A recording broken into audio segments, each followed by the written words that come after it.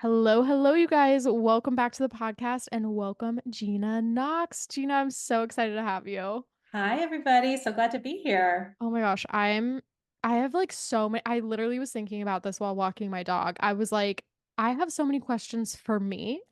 Like, You know what? Those might be the best ones. exactly. I'm like, those are probably like what I'm gonna ask the questions I want to know the answers to. Yes. And so I'm sure my audience will benefit from them as well. But I was like, oh, I have so many personal questions. Um, Fun. For those that don't know you yet, could you give us a little intro on yourself? Yes, of course. Hi, everybody. My name is Gina Knox, aka Money's Mom. That's what all my clients call me lovingly. And I'm a financial coach for entrepreneurs with variable income. Amazing. It's my whole jam. I have two programs that I coach in. I have my 12-month saving program called Six Figure Saver. It's all about saving in business and business finance and cash flow and debt and all those things. And then I have my 6-month mastermind, Seven Figure Wealth, which is like, cool, now we got the foundation of savings. Now we want to leverage your business to build your own personal wealth. And it's a whole like personal finance side of things. So that's what I do. Ooh, I talk to us a little bit about that. I would love to know like kind of the difference between the two because it's so Yes. funny. I'm like, I just got off a coaching call today where she was talking to me about like, how much do I pay myself? Like, do I keep money in my bank account? And I was like talking about how, I like to keep a certain amount of money in my business bank account. And anyway, I don't need to talk. Can you tell us the difference between those two things and kind of like why you're passionate about both? Yes, absolutely. Well, I wonder if I'll start backwards. No, I'm going to start forwards. Okay. The reason why I decided to help people with 100K and why like Six Figure Saver is all around saving 100K is because in the grand scheme of wealth building, if you can't save 100K, it's wealth building is really, really hard. It's like nearly impossible. I always joke with my clients because my clients are entrepreneurs. Entrepreneurs, we're like in the best way, super delusional, like around money. And I love it. I'm like that too. But I told my client the other day, I was like, you think you're going to be a millionaire, but you can't even save 10K. Like, make it make sense. So the Love. thing with wealth building is it really requires you to almost like imagine like a little, like a hill, and you're pushing a boulder up a hill. Saving 100K is like pushing the boulder up the hill. But then when you're at the top of the hill and then you push the boulder over, the boulder starts rolling without your effort. That is wealth building. Wealth Mm, building is when your assets, your investments are making more money than you are. But you can't do that if you can't save 100K. So I dedicated my entire foundations program to that because I find that too, entrepreneurs have a lot more unique barriers to saving 100K than just people in 9 to 5s. And it needed specific solutions to that. So that's really what we focus on in the foundations program. And then in Seven Figure Wealth, we start talking about building wealth vehicles outside of your business. Because as entrepreneurs, we have the tendency to want to reinvest everything into our businesses. mm, And so much of that makes sense. But there is a point where we need to then, like, we need to start reaping the benefits, right? mhm. And I think that too many entrepreneurs wait too long to reap the benefits of their business. And so that's what that's all about. It's all about building a personal wealth portfolio. It's about learning about the stock market, learning about debt from a strategic perspective, like a leveraging debt perspective, learning about real estate, and really thinking about, cool, my business is a big part of my wealth, but I need to build wealth outside of it so that I almost become work optional in my business. Mm. Oh, I That's love the that. difference. Yeah. And I always think too, like, your business is more fun when you don't need it. Oh, You I know what I love mean? that. Yeah, no, Right? it's Like, true when it's not like a survival mechanism. right, right. When you're like, I get to be here, but I don't have to be here. Ooh, I love that. Yeah. So talk to me about like, because I can already hear my listeners being like 10K a month. Like, I don't even make 10K a month. Well, Like, where one, how much is your like average client earning monthly? Like, when you're like trying to save 100K, how much do Mhm. you need to be making? Like, what does that look like? Okay, let's talk about this. It's an understandable question. I think it's the wrong question. Here's why. Saving is not a result of your income. Mm, Saving is a result of implementing a saving process. You do need income to do that, but I think people hyper fixate on income as the solution to your lack of savings. mm, But if that were true, then all my 7-figure clients would have tons of money in their bank accounts. mhm, And yet you can be a high earner and have very little in savings, because saving is the result of a saving process. So I will say, on average, I think my clients sit somewhere around 80 to 120K. That's kind of like the bulk of people. We have, it's almost like a bell curve. We have some mm, people who are in the multiple 6-figure, 7-figure level, and we have a group of people who are, I would say, anywhere from 5K a year to maybe 50K a year, who are just really starting out. So we have people across the spectrum, but the whole thing around saving 100K is you just need to start. You mhm, need to start with saving 1K. You need to start with saving with what you currently have. And you need to implement a saving process with your current income level, and then add more like fuel to the fire, then add more money in. But if you add more money in without having a savings process, it won't just turn into savings. So all this is to say, I don't think you need to be at an income level to implement a 6-figure saving process. Does that make sense? No, that totally makes sense. That's Yeah. lower than I expected you to say. Like, Oh, yeah. in my head, I was like, do I earn enough to do that? Like, I don't know if I have that. Okay, so talk to us about like what is a savings process? Like, because to me, I'm like my average listener is probably earning, I'm like again, bell curve. I'm like starting out maybe 20K to like the highest maybe being like around 150. Mhm. What is a savings process and how does one even get started with that? I love to talk about it. I invented a cash flow management process called the cash flow waterfall. I'm obsessed with it. I'm super obsessed with it. And it's really specific for your business bank accounts. So first of all, if you're at the 20K level, you may not even have separate business bank accounts. Mhm. If you are at the 20K level, open separate business bank accounts. Dear Lord, like separate it out. I don't care how little money you're earning, separate it out. Even just from a compliance and a tax perspective, it'll be easier for you. Then in the cash flow waterfall, the way it works is you have 3 business bank accounts. You have your checking account where all the money comes in and out of. You have your working capital, which is a fancy way of saying savings. And then you have tax savings separate. Mm. The reason those two are separate is so many business owners just have checking and savings. And then when like something happens, they freak out. And I'm like, okay, what do you have in savings? And then they go, but I can't touch that because I can't touch my savings because it's all commingled with the tax savings. I love to have it separated out so that you instantly know my savings are always available to be used versus my tax savings is separated out. Mm. So those are the 3. Then I teach a bank rules based approach compared to a budgeting based approach. I feel like a lot of people, when they hear money coach, they think budgeting and they think like cutting expenses. And as much as like you may want to do that, I think that it's easier to save when it's like the savings process is you proof. Like you don't need to have your willpower all the way tied up in order to save. You don't need to cut expenses in order to save. You don't need to do a spreadsheet before. It just is easy. So here's how Mm. it goes. You pick a number, we call it your buffer number, that you're going to leave in your business checking at any given moment. I recommend starting with 1 month's business expenses, but round it to the nearest thousand. So if your average business expenses are $2,795, I would just round it down to 2K. Now that's your Round buffer. down. I Okay. would round it down. I like to live on the edge. I Love would round that. it down. Now your buffer's 2K. Amazing. So what do? Anytime you log into your bank account and you see that you have more than 2K, you move the extra to working capital. And you just do that like a robot. I've had people who are like, Gina, I have more than my buffer, but I know I have an expense coming out in 2 weeks, so I'm going to leave it in checking. No, move it. Mm. Just follow it religiously.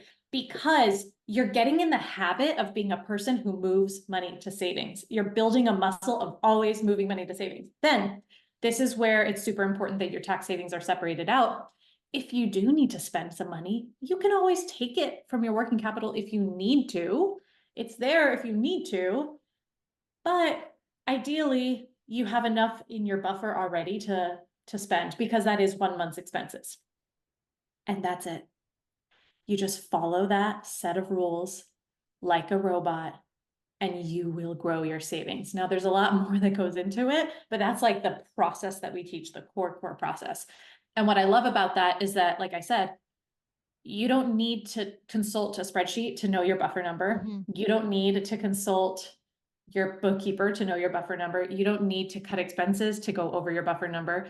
You just like check your bank account a couple times a week, and every time you're over, you move money. Now, if you go under I like to have like a safety number.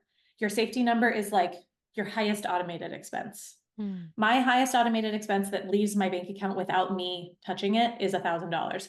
So I never want less than 1,000. And if I dip below, I'll refund my checking from my working capital if need be. But you just follow those sets of banking rules. I created this actually with, I really solidified this with one of my clients who has ADHD, and she really struggles with just like, what's it called? Executive dysfunction? Thank you. Executive function. I think it's executive function. She Yes. struggles with it. She also, people with ADHD have a big correlation with impulse spending. Mhm. And she was just like, Gina, I'm not going to look at a spreadsheet. Like, I'm not going to do it. So I was like, okay, I got to find another way. And this is what emerged out of that. And I feel like it's why it's so easy for almost everyone to pick it up, because it's literally just follow a rule. That's it. Mhm. So what does the money do? Was the third one working capital? Am I remembering the The name second of that? was working capital. The Second. third is tax savings. Okay, working capital. What does that money do? Like, what are we doing with that money? Anything that you need. I love calling it working capital because it's working for you. It's Mm. like, this is your business's working capital. You need to make an investment, working capital. You need to buy a new computer, working capital. You have an unexpected thing that came up, working capital. Like, it is safe to spend your savings. And that's why we don't call it savings. That's why we call it working capital. It's a little like Mm. mind trick. So many people do not put any money into savings, and they over bloat their checking accounts because they're like, well, if I put it into savings, then I can't spend it. And what if I need it? I'm like, Mhm. if you need it, you'll just take it. It's your money. It's fine. It is fine. I know It's I'm like fine. that. Yeah. So many entrepreneurs are like that. You are like, it's almost like an archetype of people. It's very, Mhm. very common. Oh yeah, it's like so drilled into our brains at this point that you don't touch savings. So I love this idea of working capital. Is that what you pay yourself out of? If I don't have enough in my buffer, yes. Hmm. Yeah. Okay. So But you ideally, suggest, because, oh, go ahead. oh no, sorry. I was just gonna say within the like buffer amount, is that your own income? Like, do you keep your own income in there? Yeah, good question. So I said, right, 1 month's business expenses, Mm-hmm. your owner's pay is a business expense. Mm. So it should be calculated into the buffer. Ooh, okay. I love that. I'm so glad I Yeah. asked that question. That's such a like No, it's good good. answer. Okay. So let's follow that train, right? Now we've Yeah. paid ourselves. How does one start building that like personal wealth? What does that look like? Like let's say we've kind of knocked out the business like waterfall flow of things. Mhm. Now we're moving it over into our personal account. What does that look like? I think this is Yeah. where people really go rogue, myself included. I'm like, people, it's me. People, it's me. I'm people. Yes. So, gosh, there's so many things to talk about. First, we would want to make sure that your kind of personal finances have a strong bedrock. I recommend $10,000 saved before you start investing and building up personal investments. We want you to have some cash. We want you to be cash healthy. Then we're going to open up your first investment account. If you already have an investment account, we're going to look at that, but a lot of people don't. And I recommend starting with a taxable brokerage account if you don't have any investment accounts yet. A taxable brokerage is great because so many people have, just like we've been drilled into our minds, don't spend your savings. Mhm. We've also been drilled into our minds, investments, don't touch your investments, right? Like there's a penalty. Don't take it Mhm. out. The IRS will get you, right? And a lot of us don't even really know what that means. I remember talking to a client once and she was so afraid of touching her 401k. And she's like, but Gina, there's like a 50% penalty. And I was like, girl, the penalty is 10%. Who told you it was 50%? She was like, I don't know. That sounds like something I would say where I'm I like, just I've like, I heard heard it's it, right? yeah. I just heard it somewhere. So the cool thing about a taxable brokerage is there's no penalties. There's no like, you can take it out whenever you want to. Um, and we'll start funding that. The first thing you want to get to is 3K invested because many index funds and mutual funds have a 3K minimum to start. Then I recommend starting auto investments with your current owner's pay. Mm. But let's go back to savings for a moment because in my philosophies in my program, I teach you pay yourself the same amount of money every month, no matter what happens in sales. And that helps even out your personal finances Mhm. because you know income is a mess in the business. We may have a big fat cash month and then like And then barely nothing. breaking even and then Mhm. nothing, right? So that roller coaster, I don't want that to translate into your personal life. I want your personal life to feel like you're an employee where you get a paycheck once a month or twice a month, the same amount every month. When you have that, then we can turn on auto investments and just have a stream of money going into your investment portfolio. And there's so much more to talk about here. There's so much around like debt. If you have personal debt, how might we pay it off versus pause paying it off in order to build your investments? There is like there's what's the word? Cost benefit analysis to figuring out, does it make sense to pay off the debt versus does it make sense to use that cash and build my investments? We'll do that. We'll talk about your goals and really the big thing that shines with entrepreneurs in both saving and building wealth is we have the ability to create lump sums of cash. Like 9-to-5ers don't have that. Mhm. We can just make money appear, even if sometimes that's difficult and we don't know how and it's hard. We have that power that we need to just cultivate as we go along. So what that means is you can save 10K in 30 days if you wanted to. You could create a lump sum of cash and save it. It also means you can add lump sums of cash to your investment portfolio and go from 0 to 100K really, really quickly, even though like month to month, it's a little bit of a crapshoot. Does that make Mm. sense? No, that totally makes sense. Where Yeah. do you have tips for creating those lump sums? Yes. Can we Oh, talk about that? let's talk about that. Oh my God, lump sum creation is so fun. Many years ago, I did a challenge and a live challenge in my program. I think it was called the Fully Funded Challenge. It then Mm. turned into the Save 10K in 30 Days Challenge. And in one of the videos, I I created a training that I go back to all the time around this idea.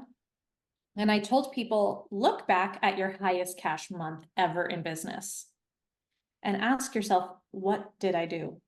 Not in a trick way, like in a literally, like, what did I sell? Mm. Okay. For me, it was like I had 2 pay in full clients and 3 new clients over here. So what did I sell? What did I actually like? How did I create that amount of cash? And then how did I create that result? So for the pay in full, how did I get someone to pay in full? And I answered that question. Well, I offered a pay in full bonus and then I coached that person. It was someone who was re-signing with me at the time. I coached that person to save enough money to pay in full so she could get the bonus, right? Like I reverse engineered it. And then you're going to ask yourself, how can I do something like that again? That's a Mm. really great place to start. Like there are already clues in your business for how you've been able to create big lump sums in the past. If you haven't ever, no, I mean, even if you, I'm like thinking back to my first year in business when I had like $200 one month, Mhm. $800 one month. Even if they're small dollar amounts, there's going to be the highest cash month. Mhm. So you can go back and find those clues. The other thing that will help you make more than last time is identifying and eliminating your money blocking thoughts. Money blocking thoughts are just beliefs that we have that stop us from doing the thing we need to do right in front of us. And sometimes they're tricky because often the thought is true. I'll give you an example. Mm. Yeah, it's Ooh, la, I'm la, la, dying to tell you more. la. Okay. I will give you an example. I had made 30K in my business in 2021 and it is June. So 30K in 6 months. And I had had a baby and my dad had died and it had been like a crappy Q1, Q2. So I had a lot of grace for myself, but I was like, okay, I want to make more money now.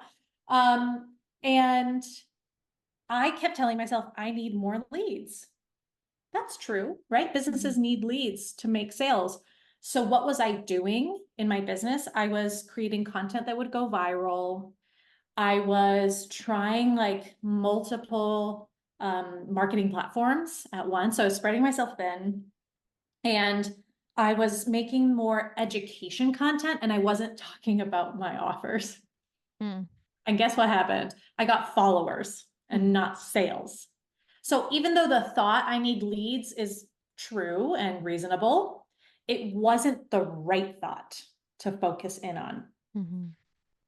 So I remember my coach pointed that out to me at the time. And she said, well, what would you do this week if you, instead of believing you need more leads, what if you believed there's 3 people in my audience who are ready to buy today? What would you do? I was like, okay.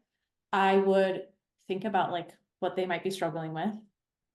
I would create content about them. And I would tell them if they're like, if I'm believing that they're ready to buy today, I would tell them how to pay me. Mhm. And all of a sudden I started making sales. And it's like money blocking thoughts block money because we believe they're true. And then we follow that line of thinking. So what, if you're struggling with any money blocking thought, all you have to do is ask yourself, okay, brain, okay, Gina, you do need more leads. That's true. You can placate yourself. And then you ask, but what's also true? What's also true is there might be people ready to buy today. And you can do that with any number of money blocking thoughts. Some of my favorite money blocking thoughts are, I'm really, really tired. That's a huge money blocking thought. Mhm. And I say that with a caveat that there is a difference between emotional tiredness and physical tiredness. Like if you're physically tired, go sleep. But if you're emotionally tired, sleeping won't necessarily help it. That's Mhm. why it can be a money blocking thought. Another one is my prices are too high. No one in my audience is ready to buy right now.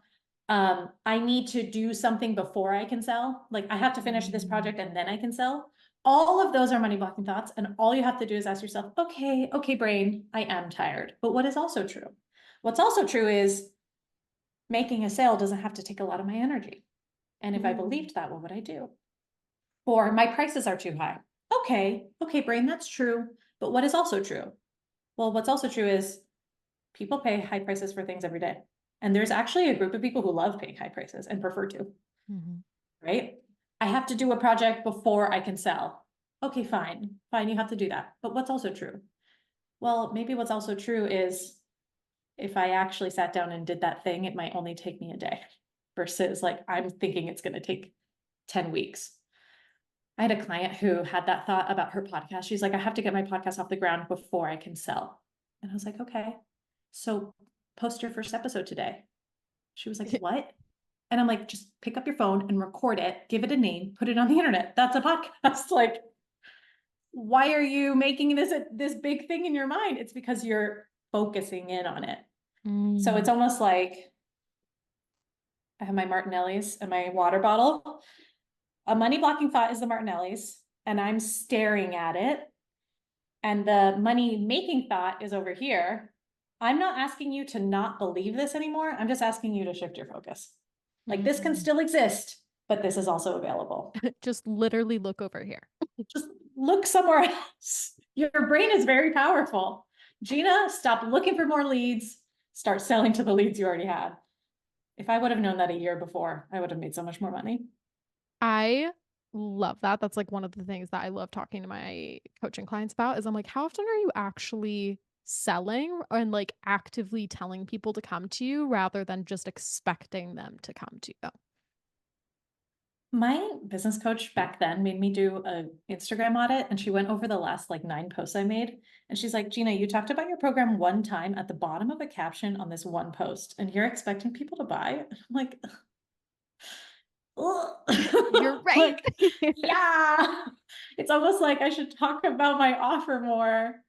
And it could be that simple. It could be Anyways, that simple. it could. Oh my God, no, I love all of that. That is all like so helpful. And I think too, just like I love what you're saying about acknowledging that it's real because I think that's where a lot of people get hung up with like manifesting or changing their mindset is they're like, but it's true. And it's like, correct. It is true. And other Yes. things are also true. So I love Right. like giving people that power to acknowledge that something is actually, yes, that's correct.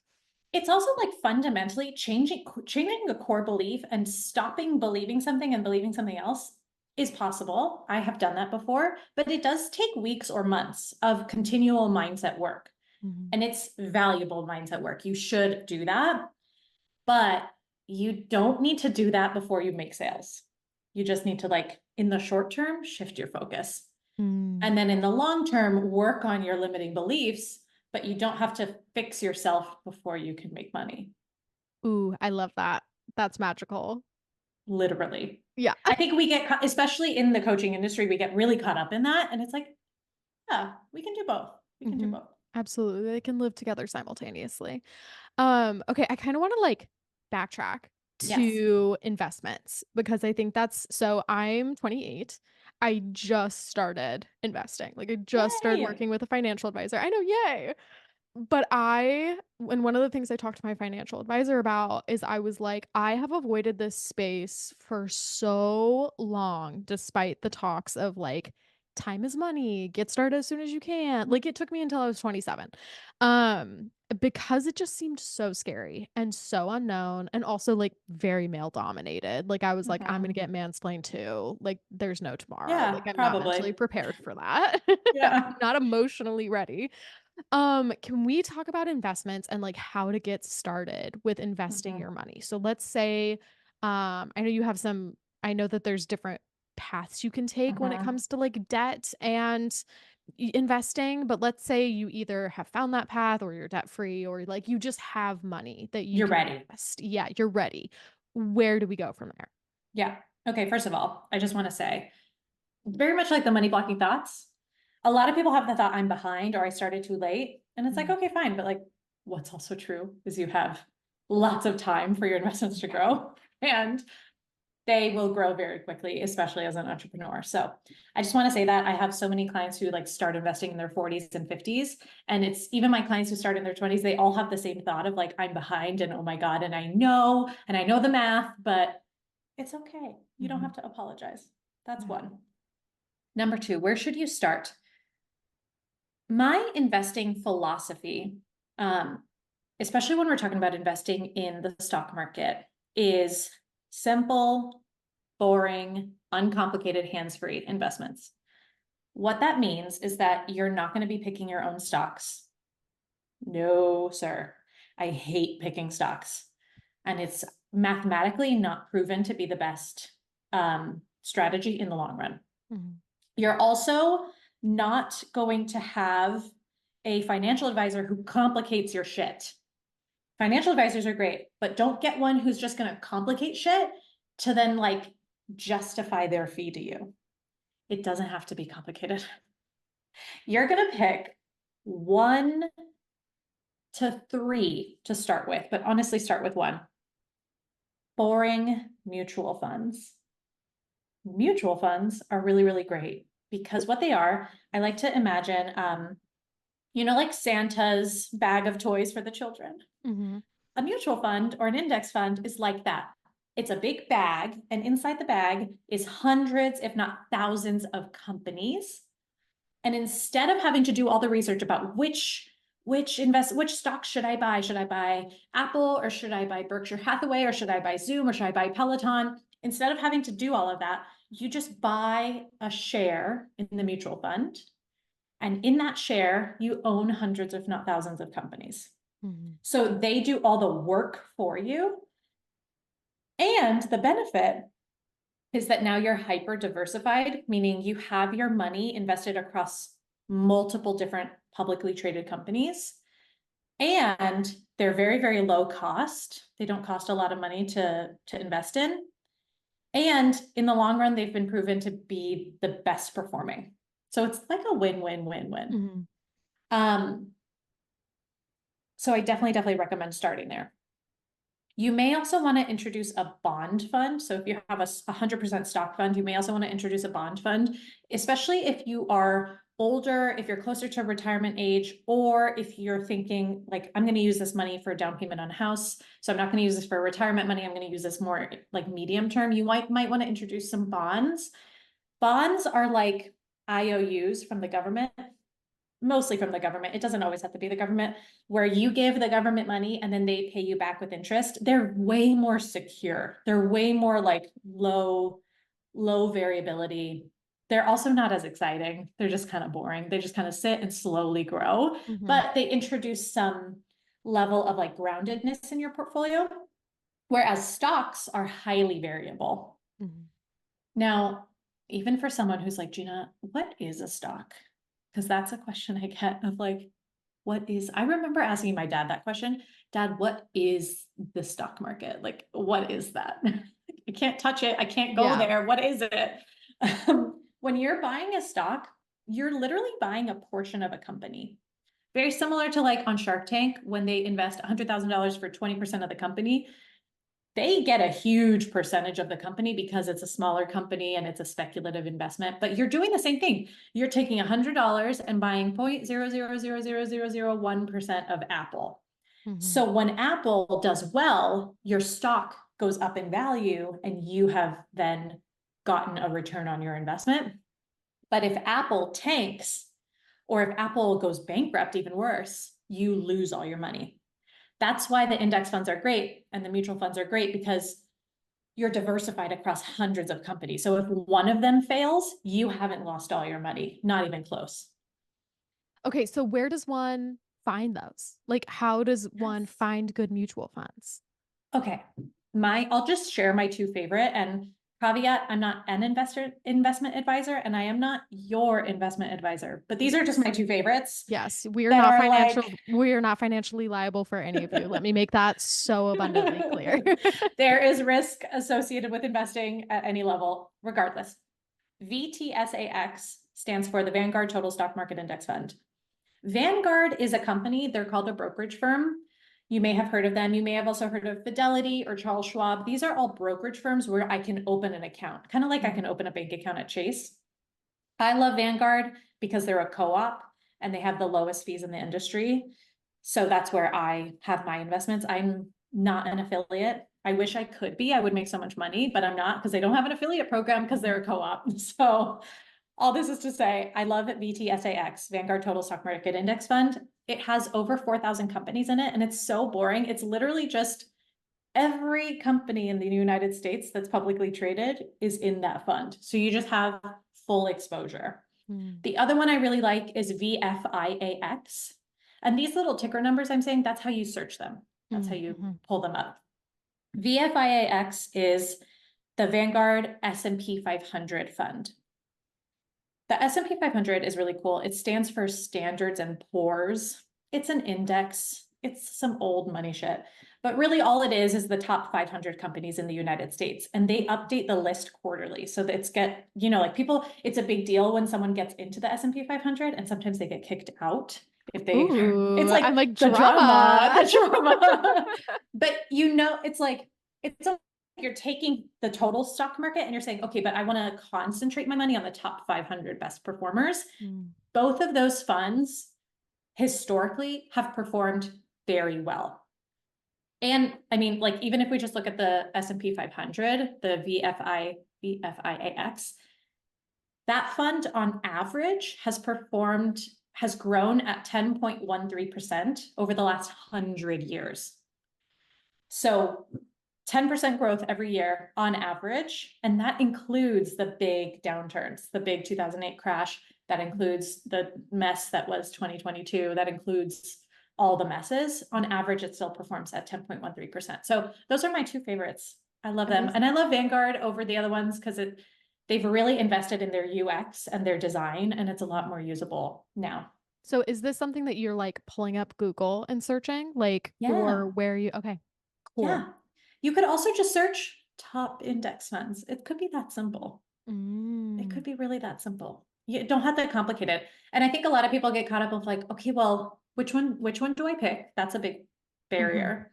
And then how many do I need? And then if I go put more money in, do I put more money into the one I already bought or should I buy more? My recommendation again, 1 to 3 funds that you just keep reinvesting into, especially if they're already diversified funds like the ones I shared. You don't need to diversify more necessarily. Hmm. You're already highly diversified. Um, and also I don't want you to, I, I just prioritize simplicity. I want to log in and see like minimal things. I don't want to log in and see rows and rows and rows of different returns and charts, Hmm. especially when it's not been proven to perform better necessarily. Yeah. So do you do like personal stock trading, like Robinhood and things like that? Do you suggest No, people do? ew. Okay, Robinhood, stay away with the 10-foot pole. Really? Absolutely get off of Robinhood. If you have a Robinhood account, I close do. it. Close it. Robinhood has they have lawsuits up the wazoo. They were showed to be interfering with the GameStop shorting a couple years ago, where they basically shut down their site and didn't let you trade. So then traders missed out on millions of dollars of gains. Horrible, do not recommend. Also, what I don't like about Robinhood or these like Acorns or these other small apps, they incentivize picking stocks and like they kind of make it like a little game. Mm-hmm. But picking stocks has been shown to be one of the lowest performing ways to invest your money. Mm. But they get a commission every time you buy and sell. So of course they're Mm. going to incentivize that. They want to make the most money That because makes they're sense. a publicly traded company. So they need to have a profit so that their stock goes up. I don't recommend it. Okay. Me. Vanguard, on the other hand, I've been saying it's a co-op. What that means is when I buy VTSAX, for example, there's a fee. I think it's an annual fee of 0.04%. Mm. And as an owner of the mutual fund, I am now a partial owner of Vanguard as a company. So they're in the incentive structure is in your favor versus the incentive structure being in the favor of the brokerage company, because Interesting. it's in their favor to make the lowest possible fees to keep you. And because you're an owner of the company, like they don't want they want to flip the incentive structure. That's what I'm trying to say. That makes sense. Can you Yeah. pull money out of mutual funds? Like, Hell is yeah. it okay? Yeah. So if you're in any account, it's your money is your money. If you have Mhm. to pay a fee, that's fine. You can pay a fee. My belief is like it's your money. When you have a taxable brokerage account, there's no penalties. So I can take my money out whenever I want, and I'm not going to have a penalty. Like if I were to take money out of my 401k, there will be a 10% penalty. With investing, you do get taxed on your growth, on your Mm. gains. So if I put in $10,000 and then I sell it and take out 15,000, I'm going to be taxed on that extra 5,000 because that's income. So there is Mm. taxes involved, but there's not fees or Okay. penalties. Yeah. That makes sense. Okay, so I'm like, I'm overwhelmed. I can only assume other people are too. I'm I like, know where do I it's a start? lot. What do And I I do? get so nerdy with this shit. I Oh no, I really, love it. I really love get seeing nerdy. someone so passionate about their craft. Tell us where we can start to like learn, like where we can start to take baby steps. Where do we start? Well, I'm going to plug my own podcast because I Oh, I share a absolutely ton. meant that. Yeah, I'm like, I need I'm from going to you. definitely plug my podcast. I have a podcast called Save Six Figures with Gina Knox. Oh my God, I almost forgot the name of my podcast. Save Six Figures with Gina Knox.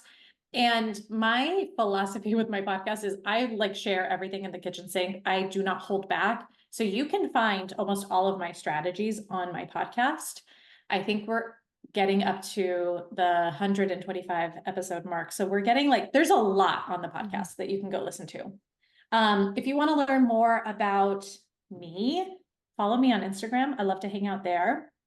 Or you can go to my website, www.ginaknox.co, not com.co. And that's like the hub and spoke. If you want to learn more about investing, I would honestly just start like looking at YouTube videos. Mhm. Um, I recommend the book I Will Teach You to Be Rich by Ramit Sethi.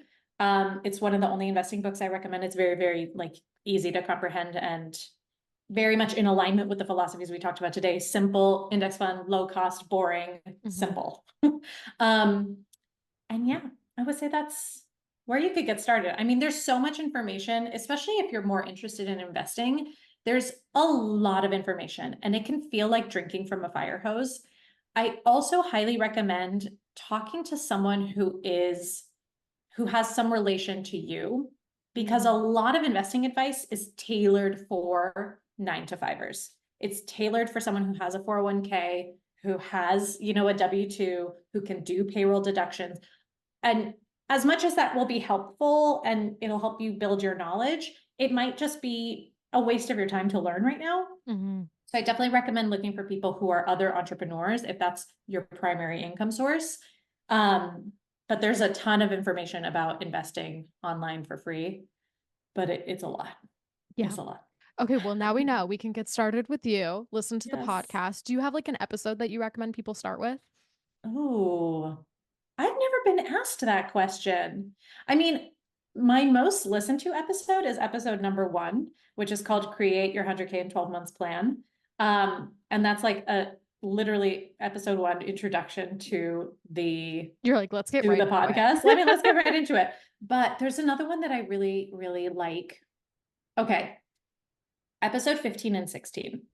It's actually a co-episode with my friend and coach DL Sharon. Mm, And we just shoot the shit about money for 2 hours. And amazing. it's like a whole masterclass. I literally called it a masterclass on money and mindset with DL Sharon, part 1 and part 2. Those 2 episodes will blow your mind. It's so good. Ooh, I'm So so I might excited. start with number 1 and then skip to 15 and 16. Amazing. So good. Oh my god, Gina, this has been amazing. Thank you so much for coming on. Thank you for having me. I'm Ye like parched. I've been chatting away. No, I love it. It's been so amazing, so incredible to learn from you. Can you tell us where everyone can find you online? And obviously, we'll link everything in the show notes, but let us know where Yes. we can find you. Yeah. At Gina Knox on Instagram, www.ginaknox.co. That will take you to all the places. On that website, you can find the sales pages for 7-Figure Wealth and 6-Figure Saver. We open multiple times a year. If we're not open, there's going to be a wait list up that you can join. And yeah, and just really I hang out on Instagram a lot. So you'll see me there Love every day. that. Oh my gosh. Yeah. Well, thank you so much for coming on. This has been Thank incredible. I'm like, you. I can't wait to go listen to those podcast episodes. I'm like thrilled. Yay. And thank you guys for listening, and we will see you next time.